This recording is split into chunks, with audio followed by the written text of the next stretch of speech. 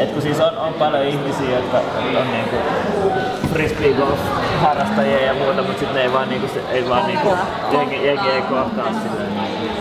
Just siksi kun ollaan eri koulussa, kun meidänkin lapset käytiin, niin siellä voi olla jotain jalkapallotilanne, siis se välineet koko pihanhoito. Ja sitten meillä on koirankarkka-ongelmat. Sitten meillä on uusi niin toi siis Imatra joo siis Noin näkee hydrologisella. Se on ehkä joen huono tulvat ja sateet. Se liittyy tätä kevättä. Kevättä vai onko se lähihyvää? Joo.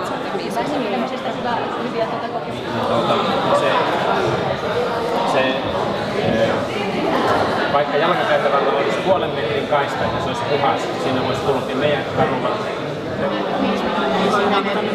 Vaikea oikeasti nuorten on saada. Se on vähän siinä vaiheessa, kun sä vedät sen mediaan, niin niiden on pakko saada. Mä oon ihan varma, että paikallisille tosi hyvä. Sori. Niin, nyt se kustakin ryhmästä valitaan yksi henkilö, joka ajaa fasilitaattorin kanssa omaan ryhmään. Ja muut ryhmän jäsenet menevät muihin ryhmiin, eli yksi menee aina yhteen ryhmään.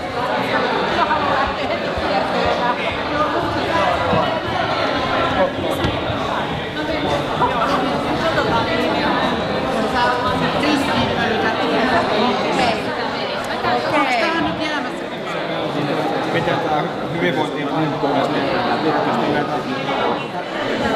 ja ehkä just toi, jos olisi joku nuorten paikka, niin siellä kyllä. Koska tällä hetkellä ei saa olla missään. Niin, kyllä. Ja jotenkin koska sitä auttaa ja lähinnä mietistään Mekin puhuttiin, että onhan Tapani Mainiolla on oma Facebook-sivustonsa, mutta ei siellä tällä hetkellä, ei ne nuoret ole siellä, koska ne mieltää käyttöön. Ja yhteistyötahot, niin tässä asukkaat ja kyläyhdistys. Meidän tulisi aktiivisesti toimia valtuutettujen ja virkakoneiston suuntaan. Tämmöistä me mietitään kommentteja vaan. Saisi ne pystyyn. Ja kaupungin puolelta pystyttäisiin päällystämään lisää tämmöisiä kalastusnaisia ja miehiä paikalle. Yksi ehdotti uintitempaus Vantaanjoessa, henkilö, joka harrastaa triathlonia. Sitten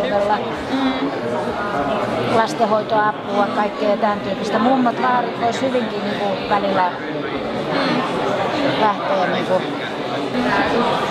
Kiitoksia. Kiitoksia teille. Me oltiin näin nopeita.